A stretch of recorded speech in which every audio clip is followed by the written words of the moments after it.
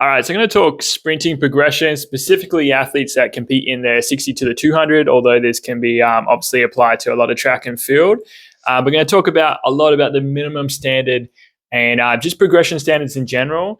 What's really strange is when I've talked about progression standards, sometimes in person, but a lot online, sometimes it's met with a lot of backlash, which is crazy when we're talking about just progress and what's possible. It shows me that there's a real low standard set and a real low belief. And so I know that a lot of people haven't experienced that level of progress. And so they just kind of write it off as something that's not possible. But I've absolutely experienced incredible changes in speed, not only just with myself, but with other people. And I know for a fact that I'm not running the perfect thing, but I'm always fine tuning, always getting a little bit better.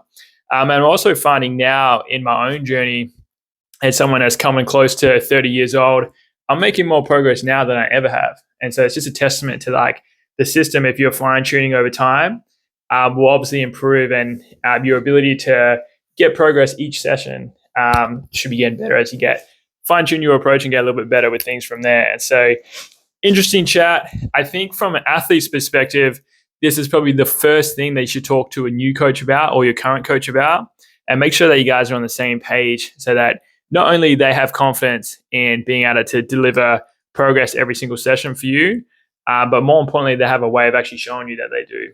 Because if you got someone there and you're running, they're not timing any of your reps, and they're telling you that you're getting better, to me, that's just like a bullshit artist. Like, we have to have an objective standard to determine, are you actually getting better or not? It can't be by the coach's eye, because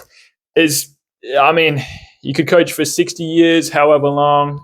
No one, especially a coach that already does not time, is never going to be able to detect the difference between you running a 10-meter fly in 1 second flat and 0.099. There's just no way. That's why we need timing technology and timing equipment. We need to be able to collect that kind of information. Sprinting overall needs to be made objective. All coaches like myself, we develop a system that we think produces the best result. And there's certainly a technical aspect to that as well. We have in our heads what we believe to be the best technique or technical progressions to produce better times. But this always needs to be tied back into an objective standard. Otherwise, it's just guessing. And again, I think a lot of coaches are just in this industry as far as sprint coaching. I think a lot of coaches are just becoming hype man, like motivation people. And the result side of things is really poor. So I believe we're getting away with it because as a whole, the standard is set really low. And so this is why I think this is probably the most important thing to dive into. And if we do have a low expectation for what's possible, let's raise the ceiling on that so that we can start working towards a system that does produce results that are close to what we should really expect. So starting point, I've got 0.01. I've got this right here because every single time we train, this would be considered the absolute minimum progression. And so if you train or if you improve, let's say you're a 60 to 100 meter sprinter, if every time you train, you just get that much better. So like, let's say that come off your 30 to 40 and everything else stays the same. This is the bare minimum that you could get better every session. And it sounds like nothing because we're talking about the hundredths of a second. But as I've noted here as well, like if we do this twice a week, then this would equate to over a 1 second improvement. And so pretty crazy. Like if we said like you're running a 7.5 in the 60 and you progress to a 6.5, but this is what's possible if you make, again, the bare minimum improvement every session. And so I don't want to keep harping on about it, but if you never time, you would never know. And you never have, more importantly, the opportunity to adjust if you're not reaching this standard.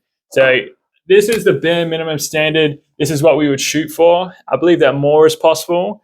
And I believe that at a really high level of sprinting, this is still possible as well. And that's certainly what I've seen as well, as far as having better athletes in person and seeing what they can improve by. But again, we need to shoot for that. We need to measure it in the first place. This absolutely needs to be our starting point and our minimum expectation. Obviously, for new sprinters, you can, by all means, hold that same standard. But what I've experienced is you can go well above that standard and for consecutive months, like that should be quite easy to do, as you've got someone that really has so much room for not only physical development but technical development as well. So as we start getting closer to someone that's technically very nice, then we start getting closer to more like the minimum standard from there. Now, the other thing, performance ceilings, like I mentioned this before, like age is one of those things that it's almost like a death sentence in sprinting to turn 30, like, or be in your late 20s, like your peak days are beyond you. It's really not something that I believe in. I think that if you've sprinted at a really high level since you were, say, 10 years old, and we get into a point where at 26, we've accumulated a lot of years of training on the track, a lot of wear and tear. And so probably more challenges than someone that, say, started sprinting at 20 and now they're 26. So there's that aspect. But the main thing as well that I want to touch on with performance ceiling, and this really ties into how I look at things from a gym perspective as far as the gym providing value to a sprinter, is that I know for a fact that your body will tell you like when we're starting to get close to the ceiling. And so what I think happens here is we have what I would start to look at as tissue tolerance. And so if I'm at a point where I'm running top speed at 10 meters per second, this is my peak, and I do that and it feels great. And this is speaking from experience. When I first got the 1080 in September, I was running 9.3.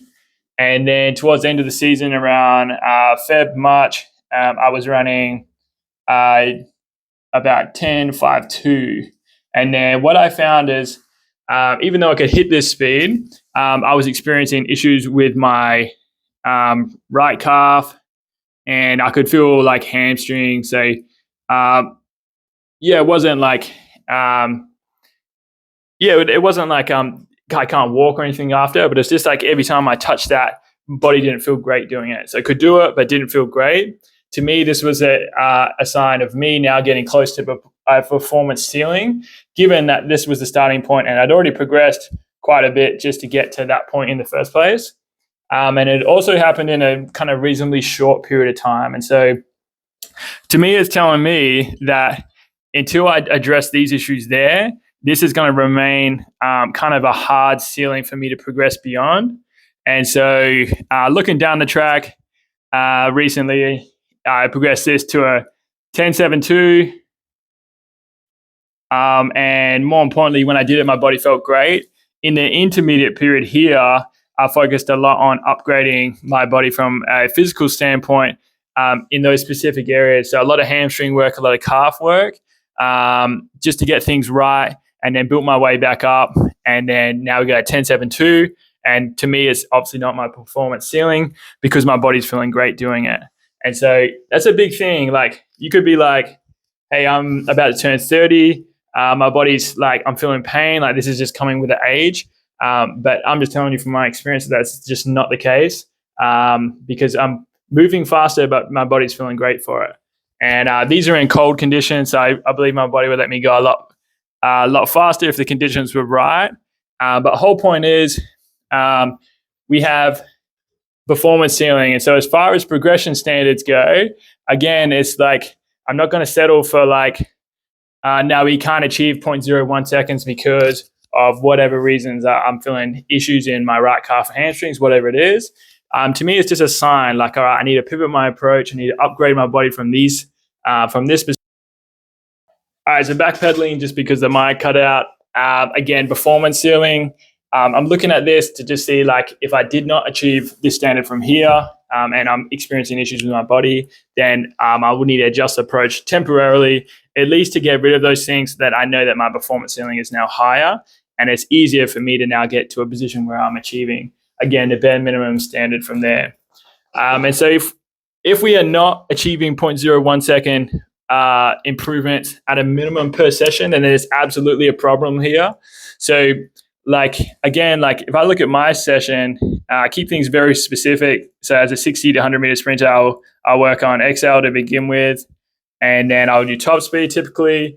And so this has a bit of like a mix of power work, which I will keep specific to acceleration.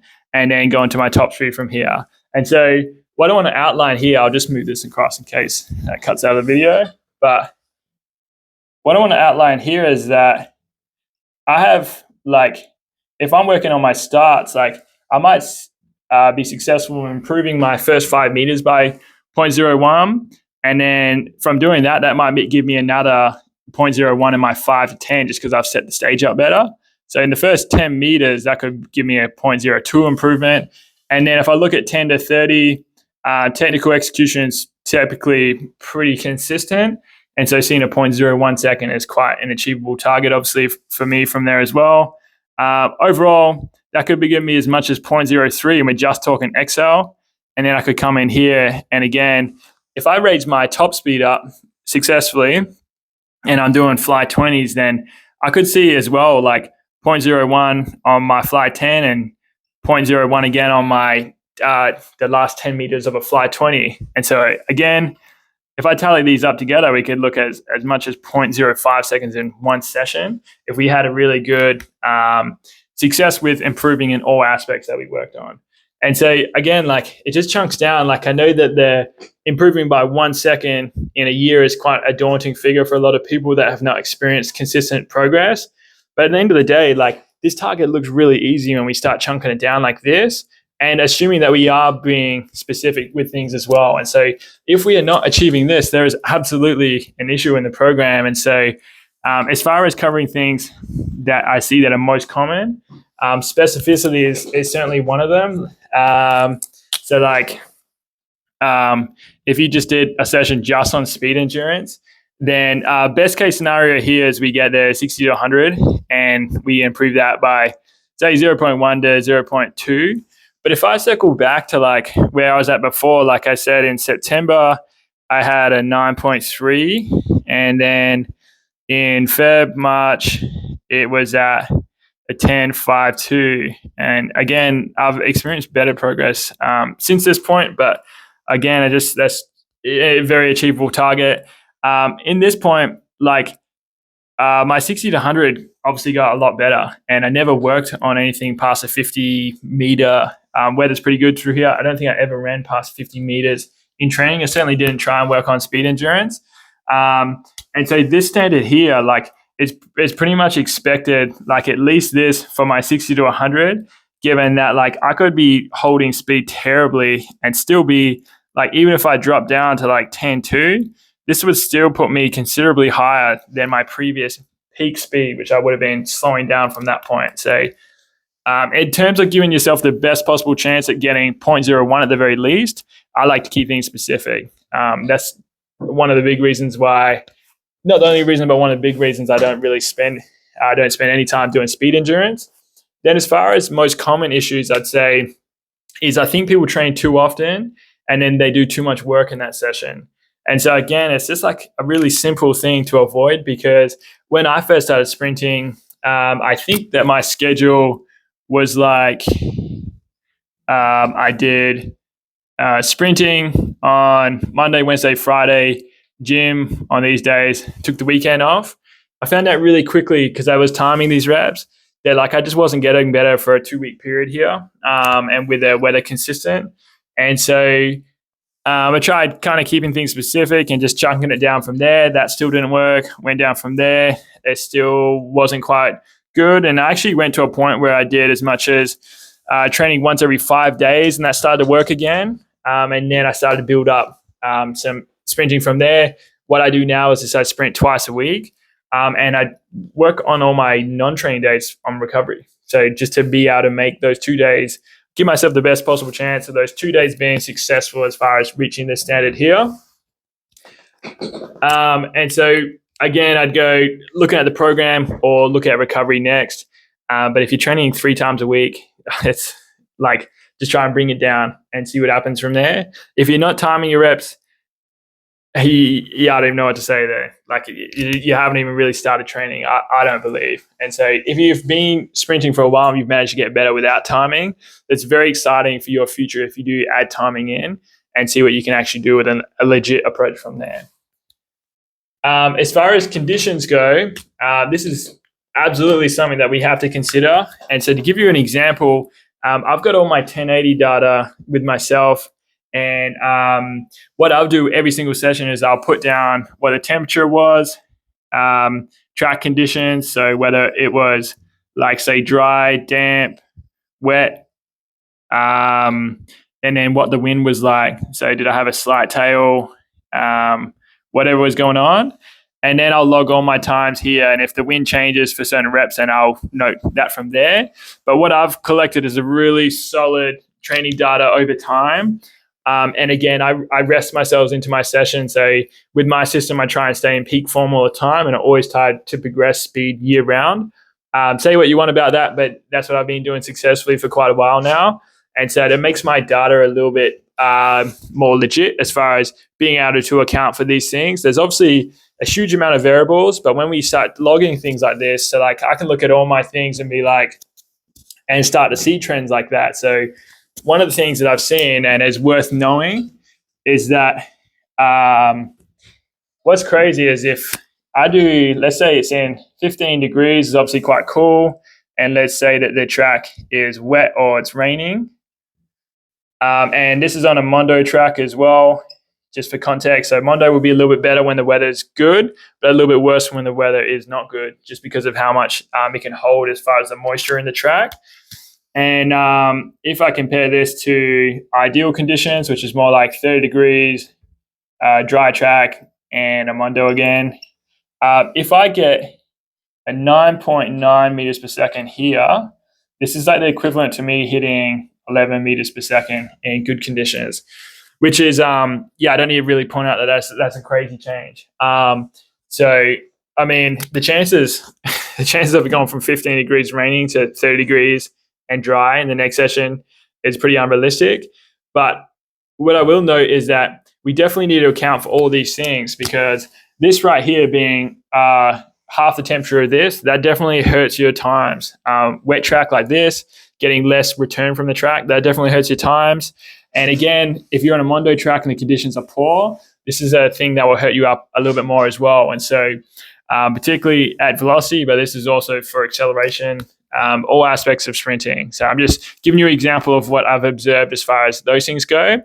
And so a recent example I had with a new online client is we're doing fly 10s, and they had, I think it was like a 1.1, and then next session went to a 0.99. But the conditions were warm for both, but this one was like wet and this one was dry.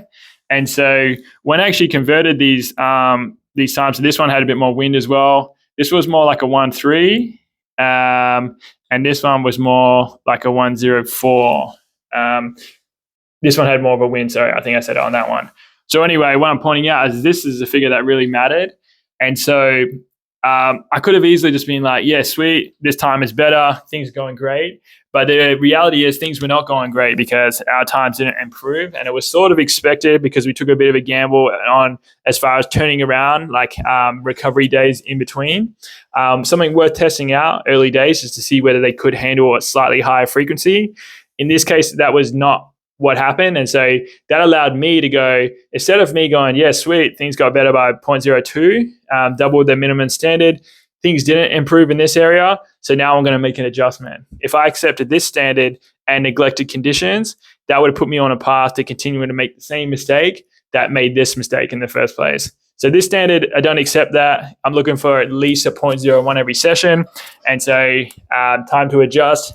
If you don't ever look at conditions, you'll never have the opportunity to do that. Training frequency, I touched on that before. So if we go 0.2 times a week, if we do that successfully at the bare minimum standard, then over a 1 second change, I think we'd all be pretty happy with that. As far as 60, 100 meter performance, that would be pretty crazy.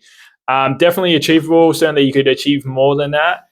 But again, I think this is one of the most common things. Like if you train 3 times a week, you could be like, well, we could expand on that figure right there. And you certainly could if you could do it successfully, but doing it successfully is a tough ask. And so I think if people actually, again, I pointed to just doing things properly and timing every single rep, if you were doing 3 training sessions a week and dropping your times every 3 times, which I have never seen anyone do, just to put it out there, that would be incredible. And so the thing is, if you did it twice a week, which is already challenging, the results are incredible from doing it successfully twice a week.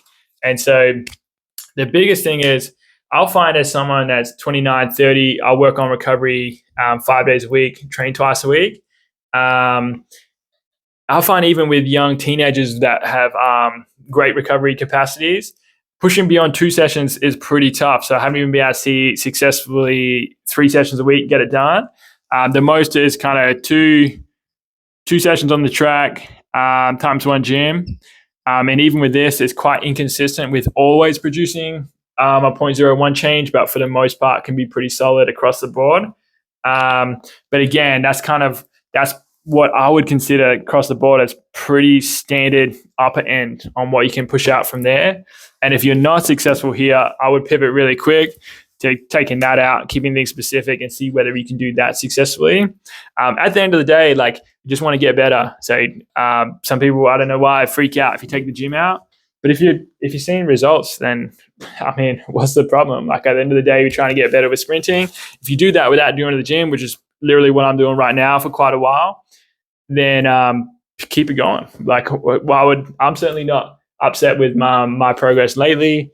Another thing as well, I won't go too far down the rabbit hole, but in the gym, we're doing resistance training to try and get better at sprinting.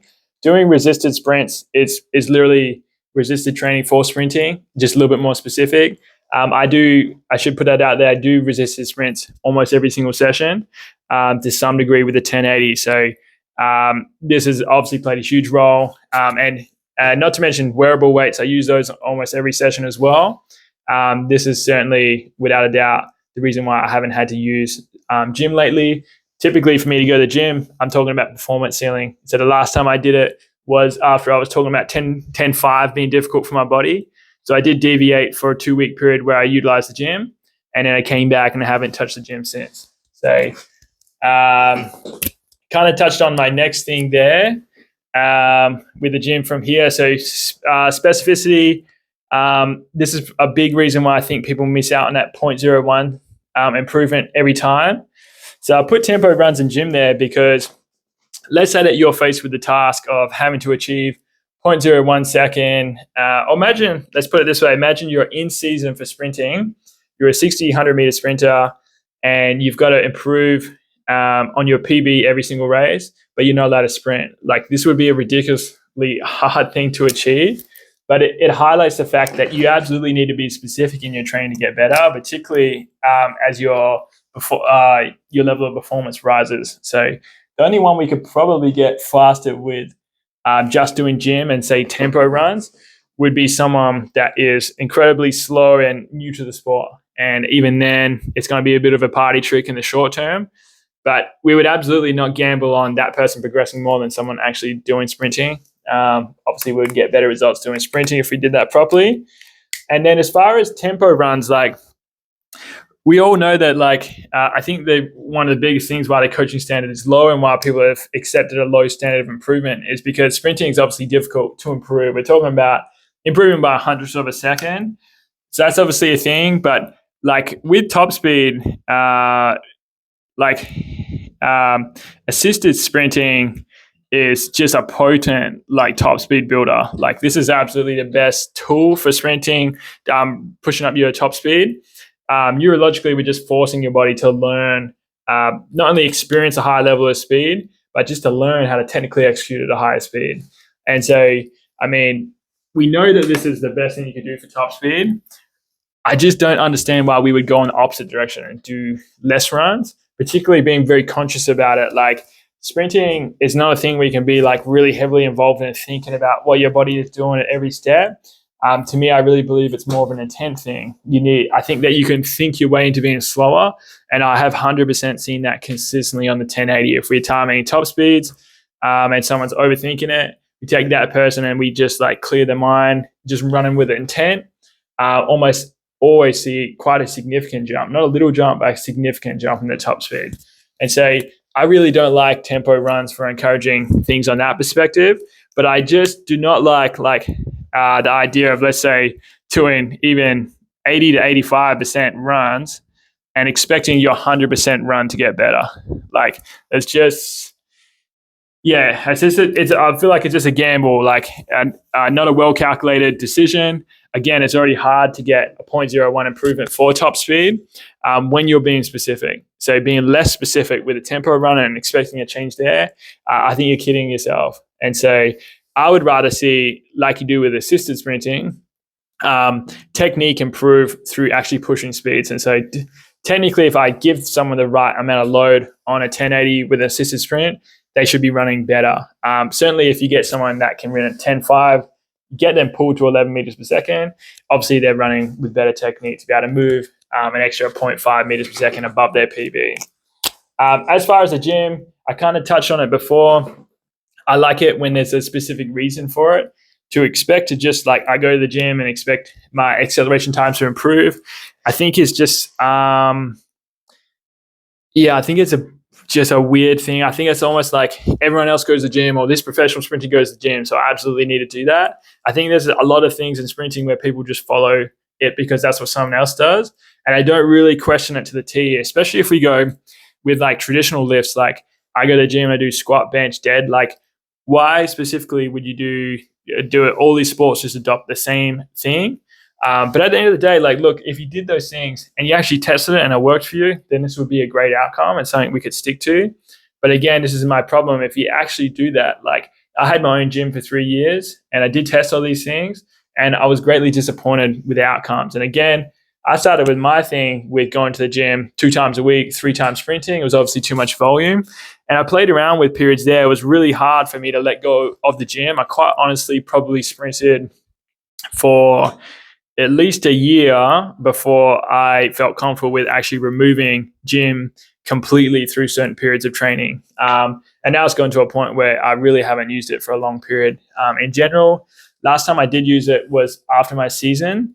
But before that, I didn't use it for my entire season, and I saw some better progress. So the gym has to be an absolute reason for it. I would say there's 2. And so the first one would be like a tissue tolerance, which we talked about. If you're approaching performance ceiling, you're starting to experience some pain. This is definitely a thing, like particularly if it's like muscle issues, even soft tissue with tendons and that kind of thing. I would consider the gym being great value for that.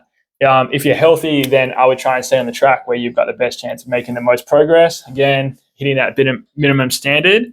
And then the other one is positions. And so if you can't access certain positions, so let's say early acceleration positions, and let's focus on the foot, which is a common thing. So if your foot strikes the ground and the heel really collapses and you get into a passive position because your body needs to find stability, then this would definitely be an area where I would use the gym to strengthen up the intrinsic muscles of the feet and the ankle. There's something that's really difficult to achieve on the track. And so this to me would warrant temporarily going outside of sprinting to get that done. But again, if you have a good sprint system, like if I have someone new to sprinting or a new client and they have pretty poor early acceleration numbers, I almost always get this done at the very beginning within the first 4 weeks. And then I no longer have this reason to keep me in the gym. I'll keep things a little bit more specific and expect a slightly greater return as far as progress goes from there. So these are my 2 reasons. I'm not against the gym. I just have to have a reason. I don't just do it because that's what everyone else does. Again, I'm chasing the most progress possible. Those 2 things right there warrant pretty good reasons for why we need to go in the gym. Last point, perfect technique has never been achieved. And so we had, even with Usain running the best time ever, if we look at the next 2 fastest with Tyson Gay and Blake, they obviously executed at an incredibly high level in running incredible standards, but they are not perfect from start to finish. They're very good, but they're not perfect. Even Asafa Powell, he's arguably got the greatest technique we've seen of all time. That's subjectively a lot of people's opinions. I think I would jump on that one as well and say that he's probably got the best all-round technique from there. But again, just like not perfect. And so in other words, there's always, specifically for us that are not at the highest possible level in history, there's always level for technique to be improved in order to help us, like obviously a factor that would help tie it back around and help us achieve 0.01 second improvement. But again, I think it's crazy. Like, I think a lot of coaches justify their value as coaches that don't time. They'll justify their value as like, I teach people the right technique, I teach people to be able to be better, and all these kind of things. My problem is, if you've never timed, how do you even know, and how do you even support what you're doing, your methods of teaching, even the technical model that you're teaching towards? How do you justify that as something that's actually working if you never time anything? And I think that's why the results are typically very underwhelming as far as what most coaches are achieving with sprint results. But again, I would just stack this on as an additional thing. So like, let's say you are doing all the things that I discussed previously.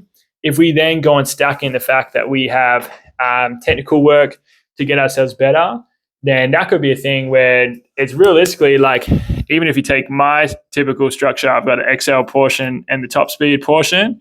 If I physically didn't raise my ceiling on what I was capable of doing, but I improved technically, then I could absolutely still achieve that at the very least for both of those areas, even though my body is capable of hitting, say, the same top speed, or physically hasn't advanced at all. And so it is still on the table there. This is the hardest outcome as far as like all the things that we've discussed. But again, it's still possible. And so this is where things, like in a perfect world, where again, you could have your XL training, you got your top speed training, and you're working on everything from 10 to 30, so 0 to 30. And then let's say here you work from everything from 30 to 60. You have like every 10 meter segment could improve by 0.01. And so that could be the same thing here. You could then improve technically, which gets you another 0.01 to 0.02. Again, here, you could improve your start, like we discussed before, even like the way you get out of the blocks, the first few steps. That could technically better and be giving you 1.1. That could transfer into the next 5 meters at 0.01 from there. And so we really start stacking up like so many things that could get you better from here. And so again, hopefully that helps make that 0.01 second, eventually the 1 second increase in a year, more achievable. But again, we absolutely must come back to, I think, where I started this conversation. I think like this is the basis of all sprinting development. I think this is where conversations need to begin with a coach. You need them to be on board with this being a possible outcome. And you yourself as an athlete absolutely must be on board with this being a possible outcome. I don't know why you would believe that it wouldn't be, as far as all the things that are possible for you to achieve this. But again, I think the biggest thing is you collect information, and if you're not hitting that standard, then you make adjustments. And for me, like I look at this and I look at what's possible. And so even when I have a session where this improved by 0.02 and this improved by 0.01, I'm happy that things got better, but I'm not satisfied knowing that these standards can be pushed up to a high thing. Again, it'd be very ignorant to assume that you're doing the perfect approach, and that you've got a perfect technique and you're at your absolute peak. Like, these are always going to be possible. We just need to open our mind to it, collect the data, keep refining things from there.